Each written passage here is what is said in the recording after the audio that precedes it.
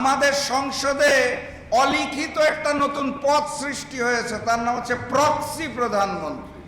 তারেক রহমান কথা বলতে পারেন না, ওনার হয়ে স্বরাষ্ট্রমন্ত্রী বক্তব্য রাখেন। এরকম একটি বাংলাদেশ এবং এরকম একটি সংসদ আমরা দেখিও নাই, চাইও নাই, আশাও করি নাই। এখন আপনারা বিএনপির নেতাদের জিজ্ঞেস করতে পারেন যে এই যে শপথ নিলেন না, জুলাই সনদ বাস্তবায়নে যে বিভিন্ন রকমের বাধা সৃষ্টি হচ্ছে, এটার পিছনের কারণ কি?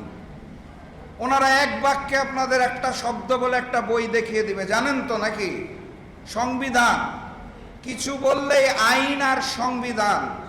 সংবিধান শুনতে শুনতে খেয়াল করে দেখলাম সংবিধান শব্দটা উচ্চারণ করতে গেলে শেষে আসে ধান, সংবির পর ধান।